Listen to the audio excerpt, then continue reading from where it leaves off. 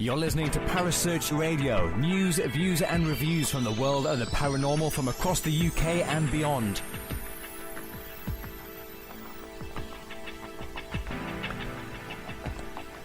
Find us on Facebook, Twitter and the World Wide Web. Parasearch UK Radio.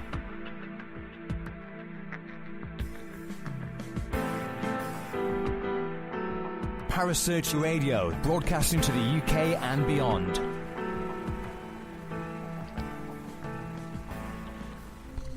The views and opinions expressed by presenters and guests are their own and do not necessarily reflect the official policy or position of Parasearch Radio or its affiliates and sponsors. Listener discretion is advised.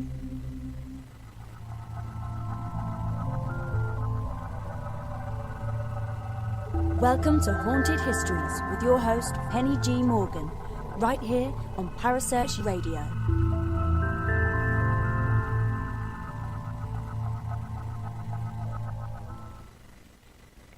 And a very good Wednesday evening to you all. This is Penny G. Morgan of Haunted Histories, bringing you our regular dose of history and the paranormal. Last week we looked at the Ragged School in East London, and we were joined by the lovely Kerry and Steve of Fright Nights London.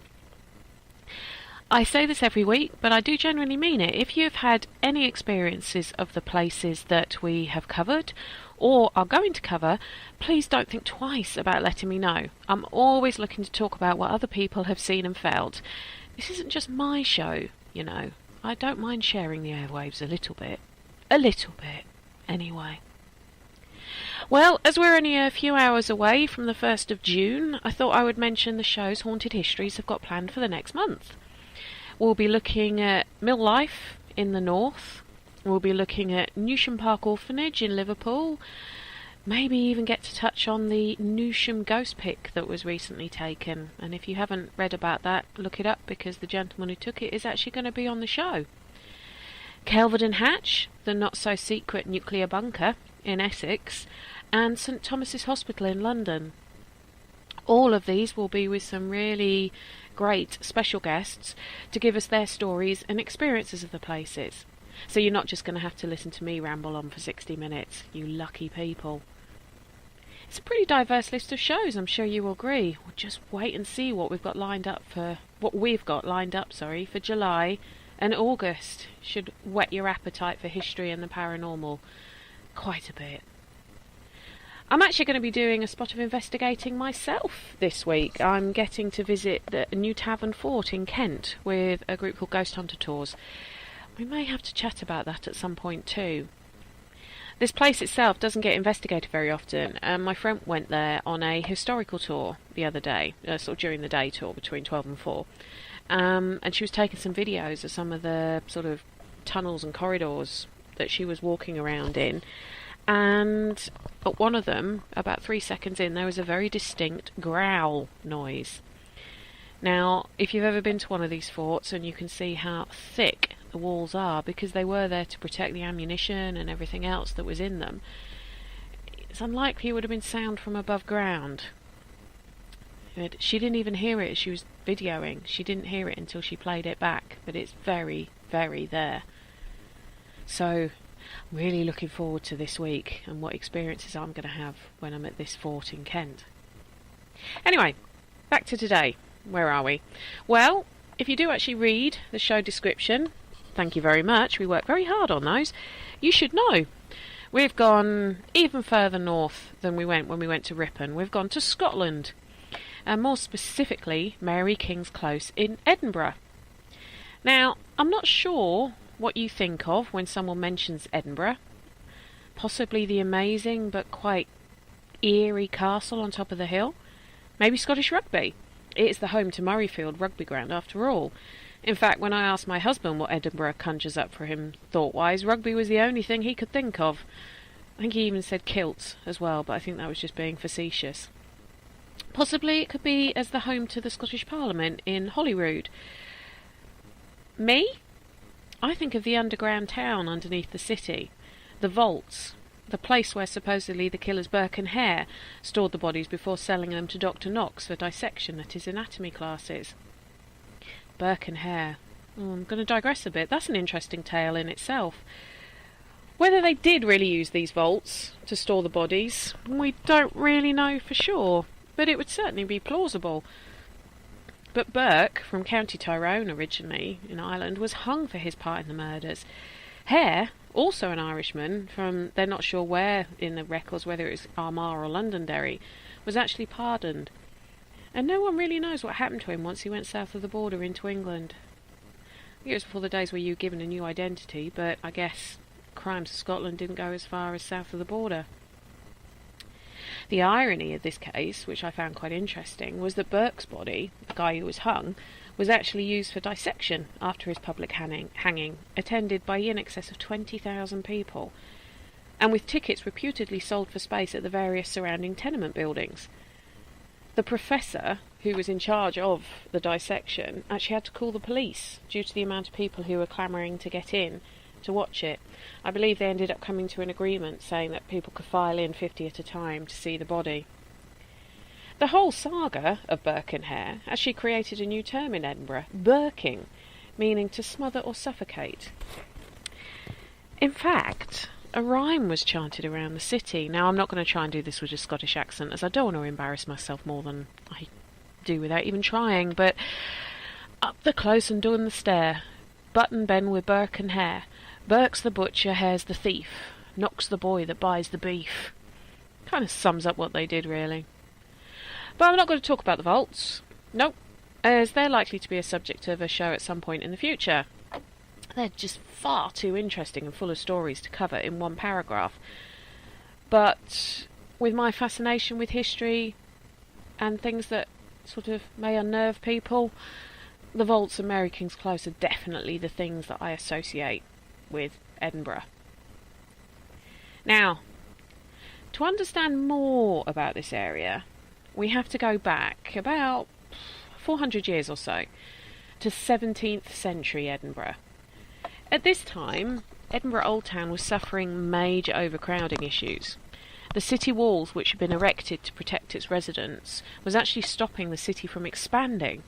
So, to meet demand for housing, more and more and more houses and buildings were being crammed into existing small spaces, and they were starting to build up as opposed to out, higher than 14 stories in some places. The poor would live on the lower levels, where the stench of sewage was at its worst, and the light probably didn't even reach, living a dark, smelly, dank existence, whereas the richer and better off would live higher up. But whilst during all these changes to the city, most closes were demolished to be built into something else. Now, when you think of a close, don't think of what we'd expect as being a little row with 30 or 40 houses on it. The closes in Edinburgh weren't like that. They were almost like little enclaves of their own, with lots of little alleyways and buildings, offshoots and everything else. So when these closes were being demolished to make way for more, I suppose, suitable accommodation, Mary King's Close survived. Albeit, it got built over. The new Royal Mile was completed by taking off some of the higher floors of the original buildings and using the remaining floors as foundations.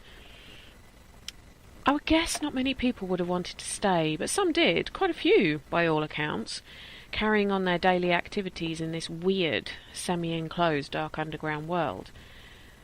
Supposedly it was the place to go if you wanted your knives sharpening or a new wig building. I do remember when I went on a sort of day tour around Edinburgh once that they pointed out these multi-storey tenement areas and asked what we thought that they would do with the waste products, as there was no sewage system.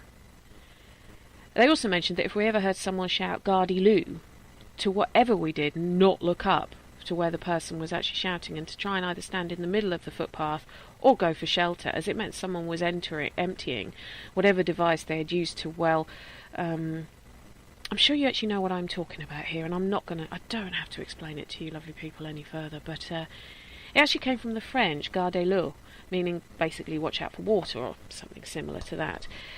But with over 50,000 people living in a very small area, with livestock wandering about, and narrow cramped alleyways. The stench and stink was probably absolutely phenomenal. In fact, I think Edinburgh was even known as the stinky town. Mary King's Close is actually hidden below Edinburgh Council's city chambers. Now, anyway. But you can visit, and there are some amazing tours available. And whilst when it was covered over in the mid-1600s it caused people to leave, there was no concept of the devastation that would happen in 1645 with the arrival of the plague. To say it decimated Edinburgh and its surrounding sort of areas is probably an understatement. It killed over half the population, they believe, in Edinburgh alone.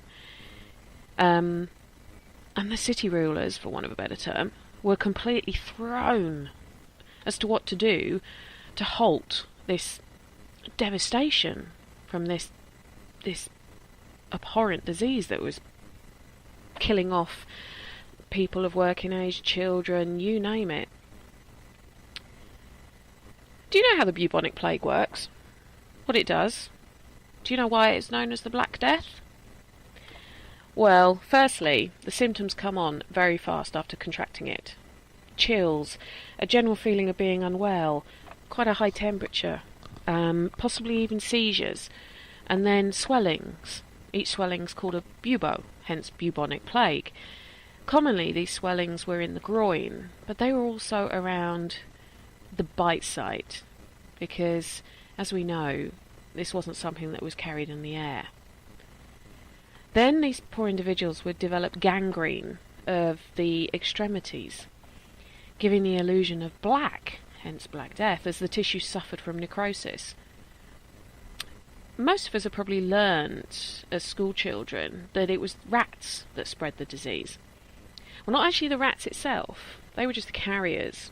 It was fleas, a specific type of flea that lived on the rats. But back then they didn't realise this. And we'll probably talk about the plague masks and something in a bit, because that's quite an interesting subject. Whilst doing my research into Mary King's Close and underground Edinburgh and all those kind of things, I discovered a really, really excellent book by a writer called J.A. Henderson, who also incidentally does tours around the more spookier areas, I suppose you could say, of Edinburgh, called the City of Dead Tours.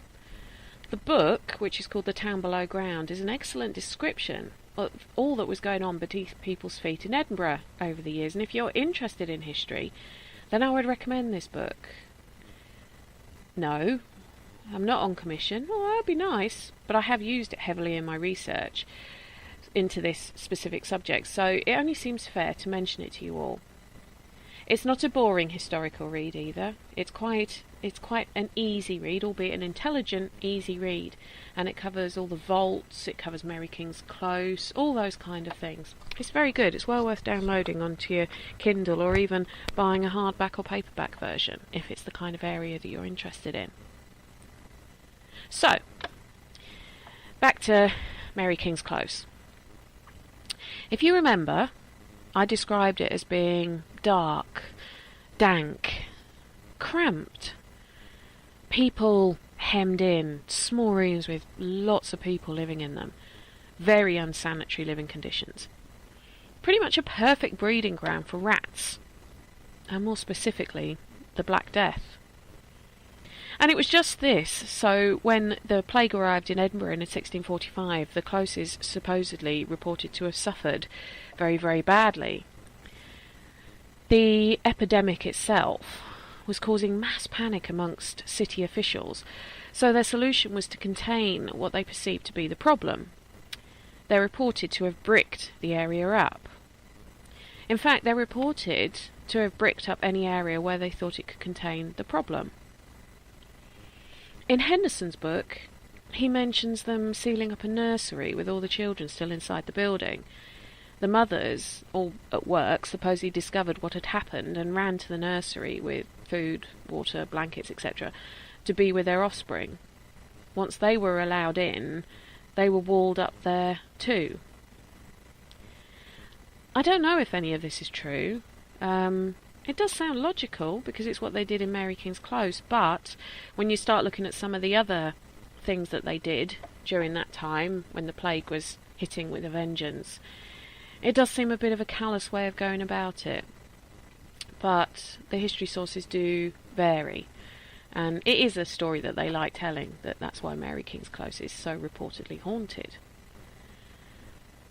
Back then, they believed that the plague was passed on via the air. You'll hear Andy Mercer, my special guest in the second half, and I talking about it, the miasma. You've probably seen those grotesque plague masks that they use for carnivals and for dressing up. They almost look like something from a horror story prop.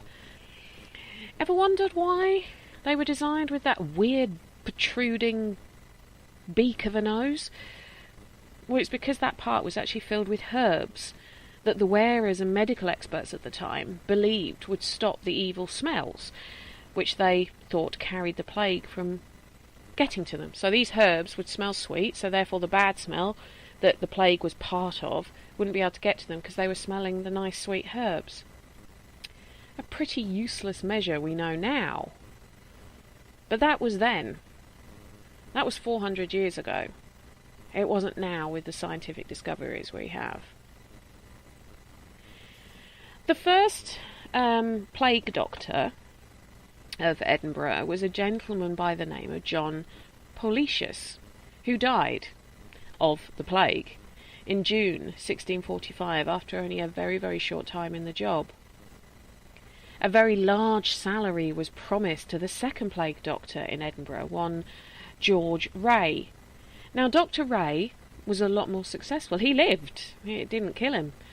He wore the plague mask, as all plague doctors and people working with people with the plague did, the one with the large beaky nose full of herbs that I mentioned earlier.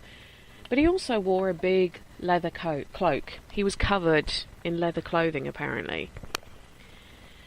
The treatment they felt for the plague was to... And I'm sorry if you're of a nervous disposition. If you are, you may not want to listen to this bit because it's gross. They would burst open those swellings, the buboes of victims, and then sterilise the wound with a hot poker. Bear in mind, however, that there was no anaesthetics available in Edinburgh, no antibiotics, so people would have probably died from the plague anyway, even if they hadn't done these, I don't know, minor surgical procedures. And the ones that didn't die from the plague possibly would have died from infection or just the shock and the pain of it. It probably wouldn't have been the most comfortable of an experience. But interestingly enough, Edinburgh Council are a little bit cheeky.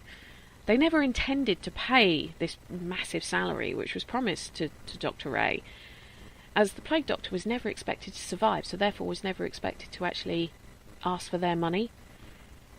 It's known that Ray pursued Edinburgh's town council for some time for the money, but the general feeling it was very unlikely that it was ever paid to him. So was Ray just lucky that he never contracted the plague himself? Or is there something else afoot? Well, historians actually think it was the leather cloak he wore. It would have been heavy enough to protect against the flea bites getting to his skin, therefore protecting him from the illness, and protecting him from the cause of the illness. Although most people probably thought he was just lucky and he was a miracle doctor back then, or he had the god with him or something. But no, he was covered in a big leather cloak, and that's probably what saved him. So the close, they bricked it up, supposedly sealed every single person in there to die, to try and prevent the further spread of this epidemic. Can't imagine what that must have been like, especially as there would have been whole families, there would have been children not knowing what was going on and just having their normal day-to-day activities. At this point, cities such as Edinburgh had introduced people called foul-clangers, who had the possibly unenviable job of taking the plague victims away from the city boundaries and to burn their clothes and even their property at times. But I guess with somewhere such as Mary King's Close, which was so cramped and slum-like, this would not have been possible, so imprisonment may have been the better option. It did get cleared out at the end, though, once the plague had abated, but there probably wouldn't have been any survivors if the bricking up option is true. With around half the population of Edinburgh dying, the death toll in nearby Leith was even higher, believed to be because Leith is a dock, it's a port area. All the ships that were frequently coming in were probably carrying even more rats and horrible things like that. The actual effect on society and industry in Scotland at that time, especially that part of Scotland, was absolutely devastating. If you think, if it killed off over half, at least half the population in Edinburgh, it killed off over half in nearby Leith. Now, the populations themselves back then weren't what we would expect now in the millions. You're looking at 40, 50,000 people. Half of those have been died. So you got less and less able-bodied people to take up arms. It would have been the way of assessing whether they were capable or not. So, with less people to do the day-to-day jobs, running the farms, working factories, or whatever sort of systems they would have had back then, the wages went up for those who were still alive. And many industries struggled to continue. And obviously prices went up for everything else that was around. It was more than just the devastation of the deaths. There was a massive knock-on.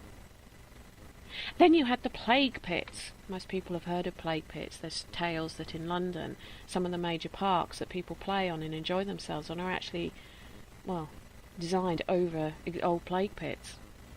To cope with the number of bodies and the need to get them off the streets, and as they felt to try and contain the infection, these pits were hastily dug at places like Muir, which basically is a Scottish word for moor, to the south of the city, and Lee Links, near Leith, the docks area of Edinburgh.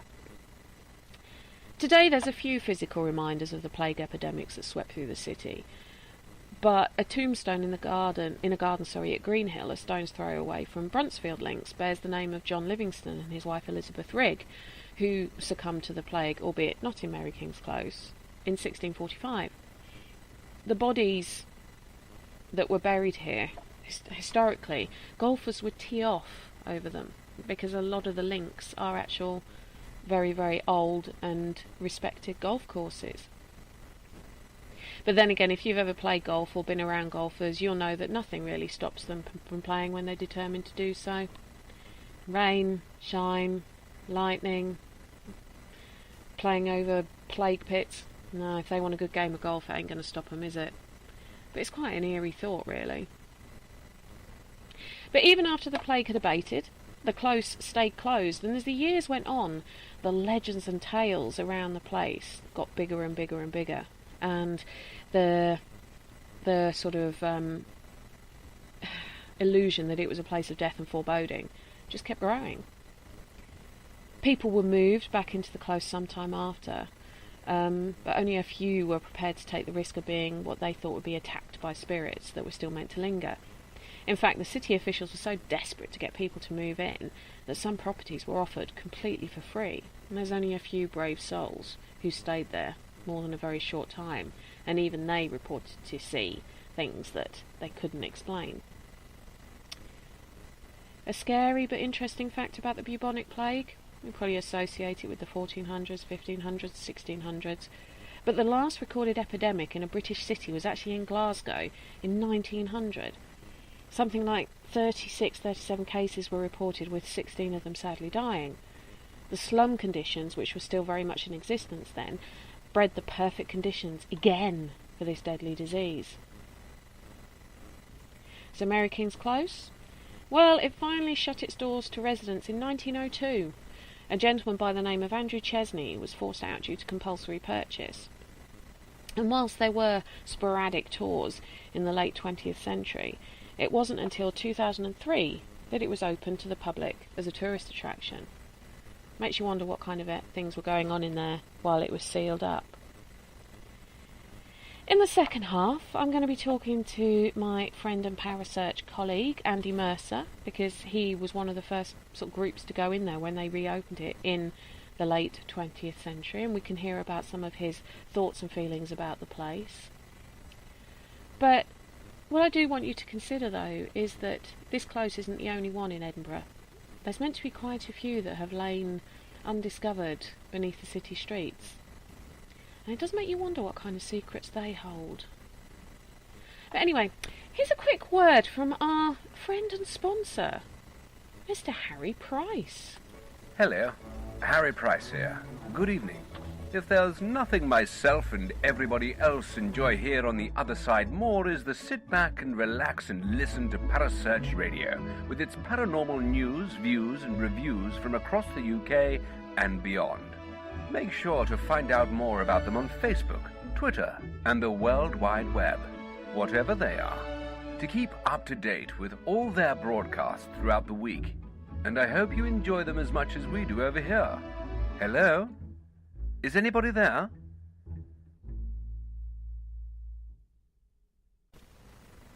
And hello everybody, we're back from the break. I hope you've had a chance to have a drink or get one ready so that you can carry on listening to this fascinating show on Mary King's Close. I'm joined now by my good friend and co-presenter at Parasearch, Mr. Andy Mercer. Hello Andy. Hello, how are you doing this evening? I'm very well, thank you. How are you? Excellent stuff. Yeah, not too bad at all. Yeah, pretty good. Good. Well, Andy has been in the paranormal sort of environment, I suppose you could say, for how long now? About 30 years. It's quite sad, I know. Oh dear. And what made you get into it in the first place, Andy? Well, that's quite a long story in itself. I mean, I had a We've got half an hour to fill, mate. You know, fill your boots. Go on. Well, a couple of things really. I had an early experience when I was about 10 years old, visiting a local, basically disused fort that was built in the First World War and built more in the Second World War, called Coalhouse Fort. Yes, and in the place Tilbury. In Tilbury, in Essex. It's Tilbury, Essex, isn't it? Yeah. Yeah. That's the place. It's just on the coast. And back in the sort of, when I was there, the 70s, it was closed down. It was actually barricaded off. You couldn't get inside, but there were lots of gaps in the fence. It was fairly easy to break into. And it's part of a country park, so we were there. Used to go there often on a Sunday afternoon, just sort of sit and just relax with my parents, obviously, and grandparents at the time. And we'd often break into the fort because there's a large open area in the middle of the fort where you could basically play football and stuff like that.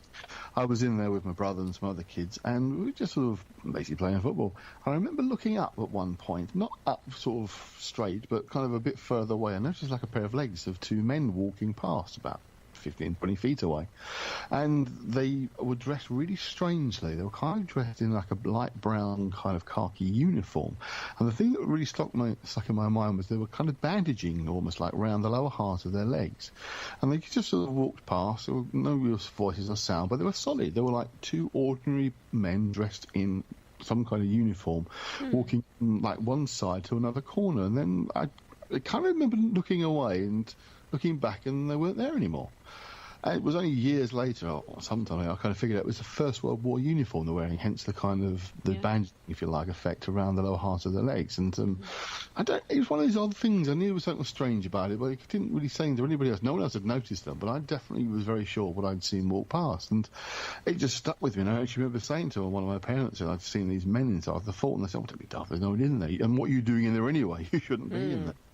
So I was about 10 years old when that happened, 10, 11 years old. And that kind of stuck me for many years. And I got looking at books and reading about ghosts and that kind of stuff. And fast forward a little bit to the early, or mid-1980s, sort of towards the end, 88, I think it was, 87, 88, a local writer called Andy Collins had published a book called The Black Alchemist, which was all about his experiences and adventures, basically dealing with this guy called the Black Alchemist. It was like a true life mystery adventure involving the paranormal and supernatural. And he and Wood Bernard had retrieved a number of artifacts that had been hidden in locations around the southeast, in churchyards, etc., causing an effect to the atmosphere. And they'd removed the items and the atmosphere had been kind of cleaned up. And he gave a talk about this Black Alchemist adventures, having published the book, and had with him some of the artifacts that were retrieved from the sites. And at the end of the talk, it was only about 30 people there, 20, 30 people, and he let us handle the artifacts. And I remember holding one in particular, and it was like holding a live battery. It's the only way I can describe it. You could absolutely feel the energy, and literally you could feel it like he was holding a live battery, as I say. It was like power running through this thing. I thought, bloody hell, what is this? And Andy ran at the time a group called EarthQuest. Used to meet once a month in the pub in Leigh-on-Sea upstairs to have talks and discussions and meditation groups and go out and investigate things in the landscape, things like crop circles, all that kind of stuff. Not that I believe in those now, but, we was interested at the time. So I got involved with Andy's groups, and so I have had the two as an abiding interest for many years. Primarily, I suppose, I would say the esoteric and the occult has been my main interest. But of course, that knocks on easily into the paranormal. So I've been on many investigations over the years, all different parts of the country in the UK. So, yeah, that's kind of how I got into it and my background, really. Okay, so what's been your favourite place to investigate? Well, I have to be honest and say the most favoured of mine is also the place I've been to the most number of times would be a place called Woodchester Mansion over in Gloucestershire. It's a pretty amazing building. It was built in the mid-Victorian age but was never finished. All right. The rumour is that something strange things happened to the workmen. They all ran away. And the truth was, actually, the guy having it built ran out of money. And he both paid for the workers and he paid for all the tours. So they just downed tools and left because he couldn't afford to pay them anymore. Living with a builder? That still happens now. Not good, really, is it? Not good at all. But basically what happened was the guy was originally in the slave trade and he moved to basically growing, I think it was either cotton or sugar. I think it might have been sugar. And apparently there was a major storm which wiped out much of his crop, so of course he had no money. Yeah. The guy's name was William Lee, that was it. Those are guys having Woodchester Mansion built, so it was left sort of half finished.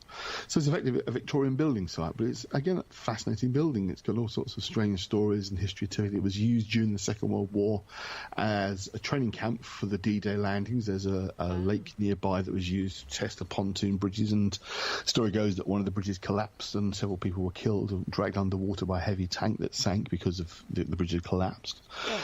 In the very possibly, again in the 80s, that kind of time frame, it probably was used for some kind of ritual magic by some local group. The building itself includes a small chapel that was never consecrated, never finished.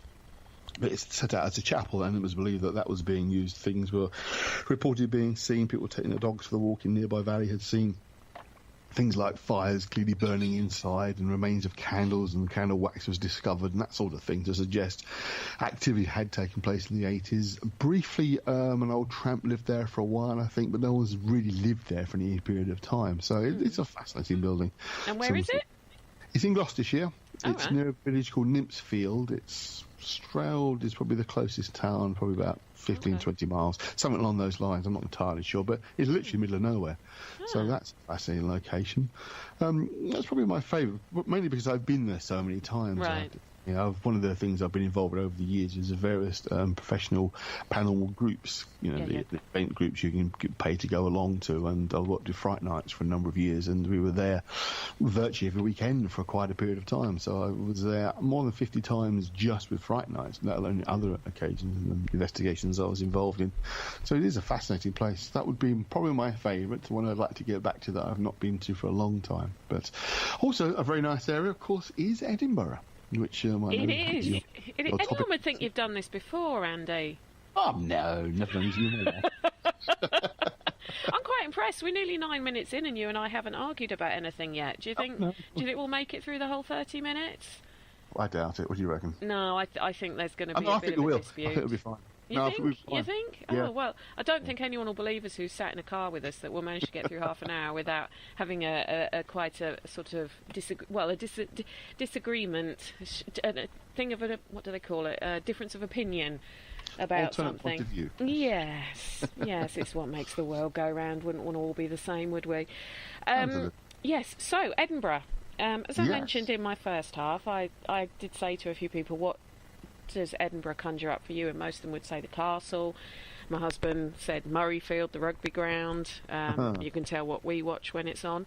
For me, it is the underground city, for want of a better term, even though it's not on a par with probably the catacombs under Paris and everything, because you can't sort of just wander around the whole thing with the vaults and all of that. And when you look into why a lot of the closes and wins, as they are also known, the roads are also known, why they're actually underground, it's quite fascinating really that it was literally just built over using the original sort of buildings up to a certain level as the foundations, and also to make it level so you didn't have the undulation of a lot of these places.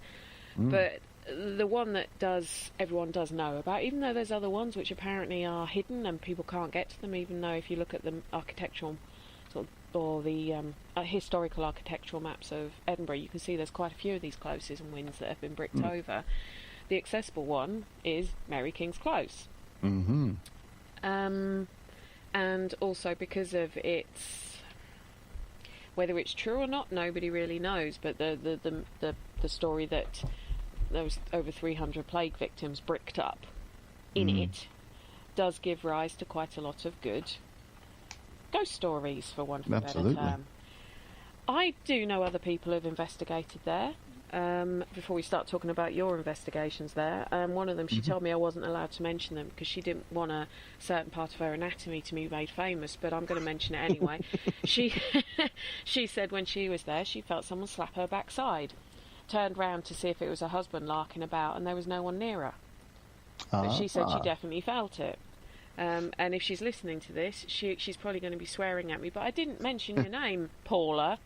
You shouldn't tell me stories like that and then tell me I can't use it. But that's what she felt when she was there.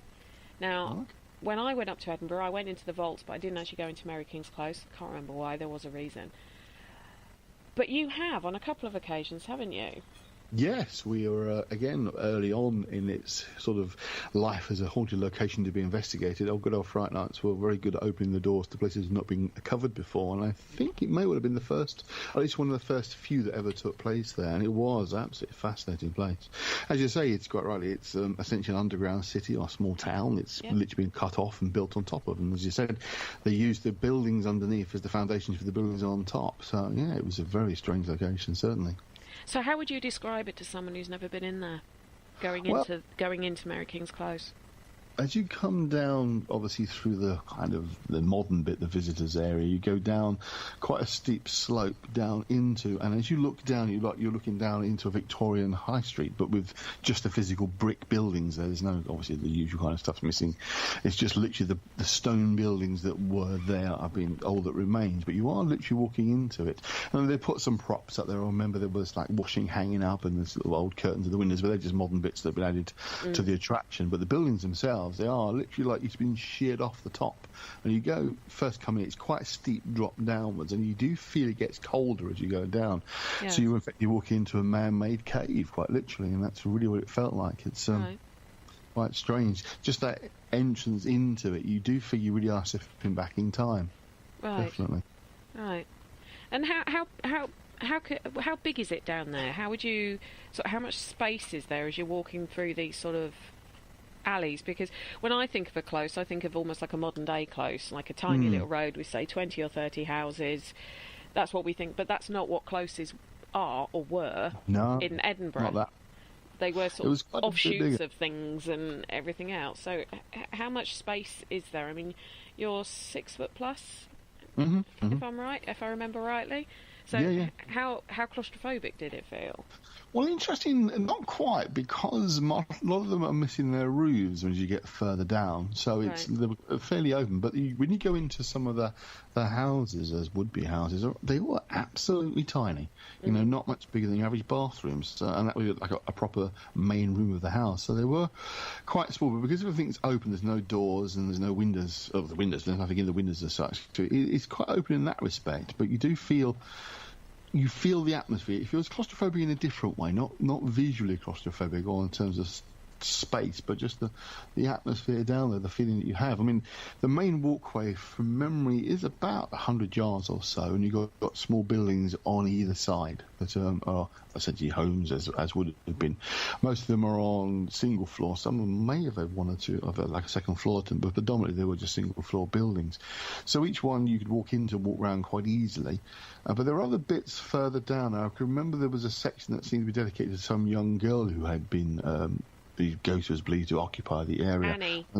That's the one, yeah. And there was a little display to her. I remember that she used to bring gifts and presents and leave them behind there. She's meant to be one of the more prolific ghosts there. It was a little 10-year-old girl supposedly called Annie, who appeared supposedly, from what I've read, to a Japanese psychic who was down there, and from in the 90s, and from then on, people have always bought little gifts and stuff to leave for this little girl who was bricked up, so if the legend is true, in the close, with either she suffered from the plague or her family did, I'm not sure which, but yeah, Annie the 10-year-old. That's the one, yeah. No, it was. I remember seeing that, and there's literally hundreds of things have been left there for her. But I mean, without jumping ahead too much, that was the strongest impression I got, was there was definitely children present in there. So your friend slapped backside, may well have been one of the kids actually mucking about. The slap backside I wasn't supposed to talk about, so it didn't. Yeah, that one. Yeah. Yes, that's definitely the one. But yeah, that could well have been one of those children ones that definitely you had the feeling were down there. That was something I was quite aware of, certainly. But it was, again, the full night was interesting. As I say, we had a few experiences. There was about 20, 25 of us in the group. It was one of those. It was part of a whole weekend of different locations we were investigating. But it was probably the highlight was with the close itself. It definitely had a very interesting atmosphere to it, certainly. Okay. So, talk to me about some of the experiences that you had down there. Sure, yeah. Well, I'd say predominantly the feeling was of children running around and sort of making noise. You didn't necessarily hear it, but you just kind of felt that was going on. In some of the rooms, there was definitely a feeling of heaviness, a kind of a feeling that they knew they were trapped and were in trouble, that they were in and they weren't coming out again. So you get kind of that combination, probably of young kids who wouldn't have known they were in any kind of danger, just a bit of fun for them, and the adults who were very, very aware that all was not well. Yeah. Quite literally, because it was the plague, but not well as in they probably were never going to come out of this place. And you did get that sense of heaviness. Yeah. There was a couple of times when we did have some small seances. You broke into smaller groups. We did try a little sort of circle seance thing. And there was the weirdest smell. It really was strange. It's really hard to describe. It kind of sickly sweet, but just odd, and it suggested perhaps it was some kind of effect from decay, if you like, because of the plague victims were suffering. And it was really hard to describe. It was a very strange smell, not something I've ever noticed before. It was, in the other location, just this kind of weird, sickly sweet smell. Like sometimes you get sweet food that's decaying. It's really hard. Obviously hard to explain on the radio what the smell was like. Well, the plague doctors themselves, with those weird, the bulbous nose masks, they'd fill the nose full of sweet-smelling herbs because they believed that the plague was carried on the air. So therefore, if you were smelling something other than the air, you would be okay. So it could be that, or it could have been an effect of the gangrene from the plague, because that's meant to smell a bit weird as well, isn't it? It's meant to have a weird... That was it. It was that sickly sweet smell. I would go for the latter, being most likely to have been that it was that kind of decay smell. As you say, the theory on those days was what they called the miasma, the bad smells was the cause of carrying of illness or disease. And it's one of those images, isn't it, the plague doctor with the long kind of beak thing that is almost become that kind of gothic horror image that seems prevalent. And not surprisingly, people thought they, on one or two occasions, thought they saw just such a figure lurking in the depths of the close, because it was lit but low lighting, low as in not very bright, not low to the ground, but low as in sort of dim yellowy light in some parts, which of course added to the atmosphere enormously. But a few people did say they'd seen that kind of figure wandering around down there. I didn't see anything myself, but there was, on a second sort of seance stop, if you like, we had a definite feeling of someone was walking around the group around us. That was quite a strong feeling that a few people picked up upon. So again, whether that was a plague doctor or one of the children or something heavier as in dark or unpleasant, it was nothing you would sort of say was an evil presence or anything like that. I think no demons then. No demons down there, Andy. No. You sure? You sure? None of these children were masquerading as were actually demons masquerading as children. No big horns or anything like that. Because we know how we feel about every bad thing is a demon. We know how we feel about that. We actually agree on that one, I think. Sorry, American audience, if you love your demons, there was none down there. Just very unhappy people. Sad unsurprisingly, if they've all been bricked in to die, even if they didn't actually have the illness at the time. So you conducted these seances. Did anyone come through in the seances, or was it more a sort of a watching sort of feeling than a... It was more that kind of awareness of presences around us. I mean, it was definitely sounds of like stones being thrown and taps on the wall, but it's difficult to be sure when you've got buildings that are kind of... It was dusty, there were sort of stones lying around, so you see someone's feet moving, or it could be someone was paranormal was throwing stones around. You couldn't really tell, but there was definitely noises around us. There's no two ways about that. Inexplicable noises. Yeah, well, the thing that possibly difficult to identify, but you couldn't be certain because, as I say, it was dusty, and there were other parts of our groups were there that we tried to make sure were reasonably far apart, so we didn't interrupt each other at all in terms of noise. But at the end of the day, you're underground; it's not that big, so you're not going to be able to completely skip each other's sounds. But it was. The overall impression of the atmosphere itself, how the place felt, was more than anything else. It did have, and it wasn't just because you knew of its reason it was the way it was. It did have a heaviness to it that you could feel, where people obviously had felt very sad and mournful. And if you're a believer in sort of stone tape type theory, the building would have been saturated with that kind of negative energy. The unhappiness. Now, I tend to go along the idea that it might be the EM field itself that's around you that's carrying that kind of heaviness, like a negative charge of energy that's in the atmosphere. How would that negative charge have started, if that makes sense? The people. Negative in the terms of doom and gloom. Right. Kind of dark and heavy, as in, we ain't having a good time down here. There's no party place. This is a bad place to be. And that kind of ominousness. And funny enough, we were talking earlier on about another place that has a similar atmosphere, which people might be able to relate to, and that's Kelvedon and Hatch Nuclear Bunker. Yeah. Again, nothing sinister necessarily happened down there. That we know of. Yeah, well, this is it. We don't know, obviously, its full history, but certainly the impression is it was just generally used as it was as a military base in preparation for nuclear war. But because you know that's why it's there, you're there, working there, that's a heavy feeling. And the knowledge that this place is the whole reason to exist is because of possibly nuclear war. So that can give you a kind of heaviness. And I think that's penetrated into that building, and I think it penetrated into Gary King's Close. You know that once you're in here, you ain't coming out. Your time is limited. There's a virulent, nasty disease that there's no cure for, and it's all around you. If you haven't got it yet, you're going to get it. The chance that you're not going to survive. And I'd imagine that's really what happened down there. Again, the full history is not that well known. I remember rightly, it was much like the Edinburgh vaults themselves. They were lost for years. Yeah. They knew they were there, but they weren't quite sure whereabouts it was. Well, supposedly with the vaults, it was a rugby player who discovered them in about 1980. He was exploring, from what I've read. But with Mary King's, the last resident left there in about 1902. Yes. And then it was sealed up. And it was only, I think it was when they were doing something to the chambers, the council chambers, they discovered an entry point into it.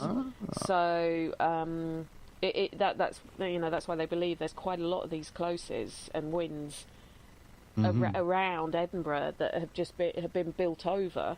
Probably not dissimilar actually to tube tunnels, if I'm completely honest, in London, because a lot of tube tunnels were places that were just built over to create that tube tunnel as opposed to digging down. And there's so many of those that are disused from sort of the Victorian and the early 1900s. There's probably loads of those as well that nobody knows they exist, and or someone does somewhere but doesn't talk about it. So there's probably a lot of these kind of things around. Not quite the same as Edinburgh, because that is quite unique in the underground streets, for want of a better word, that were created. But for those who don't know what stone tape theory is that you just mentioned, do you want to explain that? Yeah, sure. I'll be amazed if they don't know, because it's probably one of the most prevalent theories about it. Essentially, the idea is that the building or environment in which people are in record the events around, we call the atmosphere, or call particular events, occurrences, violent actions, etc., that penetrate into the building work itself, and under certain circumstances the building replays the events, a bit like a videotape records onto, to me, old-fashioned videotapes. But back in the day of videotapes, where they had a piece of... Are we talking VHS or Beta here? Those guys, the other ones, yeah. Anyone under 40 probably think, what the hell are they talking about? But yeah, the idea of those pieces of metal tape, basically, that was recording the imagery onto it, that under certain circumstances, i.e. putting a video player, you can watch the imagery again. Essentially the same kind of thing as a digital phone today would record onto a memory card, and the memory card itself contains the imagery of the events, and in the right circumstances, i.e. put into your computer, you can watch them all again. And that's one of the theories. My own take is slightly a bit of a variation, that it's not so much the stone building or the place you're in, but the electromagnetic field that, of course, are absolutely everywhere, that they are acting like a recorder, that they're trapping and capturing strong emotional events. And again, under certain circumstances, us interacting with that EM field, which you're essentially standing in, then you start to see and experience some of those past historic events. Yeah. And that's the manifestations of a ghost. That's sort of a variation on that theory that I tend to go down the road of it being the field. Because, I mean, a good example would be Worcester Mansion, to go back to the place I mentioned before. That's at least the third building on the same site. The previous building, Spring House, was slightly larger. And a description of one of the supposed ghosts that's been seen there is that of a woman in white. Appears to be ascending a staircase, but she's walking oddly on the stairs, because she's walking on the stairs that was there before, which is in a similar space to the ones where Woodchester's are now, but not exactly the same. Yeah. So the fact that she appears to walk slightly strange is because she's walking on the old stairs. Now, if it's stone take theory, the building's not there anymore, so it has to be something other than the physical building. This is one of the first ones that kind of occurred to me back in, God knows, 2000, that there might be an alternative theory here. Yeah. And again, my experience is working with the esoteric. We do cause atmospheres to change by what we do mentally. I mean, you know that, you've seen it happen yourself, and when we was in Clapham Wood. Yes, so that was a weird one, that one. Well, wait till we do another investigation. But you can manipulate energy around you. I'm no doubt about that at all. And again, events can cause impressions. Now, they don't necessarily have to be big dramatic things. Day-to-day life of young kids running around in someone like Mary King's Close, who wouldn't have known why they were there, but then their impressions are left behind. So that's my own thinking of that. And what we experienced was mainly that kind of replay event, the idea of the kids running around. But again, some interactivity, people sensing of being touched and being pushed and pulled, etc. But again, slightly sceptical hat on, you can never be sure that, of course, it's not just your body reacting, as our body's muscles spasm and react in small scale all the time, and most of the time we take no notice of it. But if you're in the right environment, of course, you're going to start noticing things. So there's always that as a possibility. But certainly the feeling that the groups that I was with had, because I was one of the organisers, if you like, I was switching around different groups during the night, and they're all coming back with the same kind of impression, that there was definitely movement around them. Nothing specific, nothing you could put your finger on, but there was definitely a sense of being movement around us. So, yeah, it was actually a fascinating place. That was the first time I was there. The second time was a little bit later on in the year, or maybe the following year, and it was, I have to say, a lot quieter. Again, you could never know why. I think, going back to the theory of talking about EM fields and our interaction with it, I think it does often depend on the people that were there. The feeling was the first group that came were much more up for it than the second group. And sometimes if the people on the event kind of sit back and wait for the hosts to do things, to make things happen, and rely on us to be the energy generator, if you like, then it tends to fall a bit flat. But if you get people actively involved, then you tend to get more activity. So you can, rather than the place being let down, sometimes the people you're with, unfortunately, don't contribute enough in terms of their engagement with the event for it to become particularly active. But it was, on both occasions, there was definitely that sense of it being a heavy, oppressive atmosphere, a bit of doom and gloom. So, a happy place. Well, if the myths are true about what happened to the people who were in there, you can't really blame them for being anything but a bit down on it. I don't know if it's somewhere I'd have chosen to live when they tried to reopen it sort of 50, 60 years later, and they were basically paying people to live there as opposed to people paying to live there. I think you'd have had to been a pretty brave person to want to live somewhere where all those plague victims were meant to have died. But then again, when you look at where the plague pits were in Edinburgh, you've got people living over them, playing golf over them, kids' parks and everything else. So it's sometimes a case of, if you don't know what's beneath your feet, you probably wouldn't think twice about it. But well, exactly.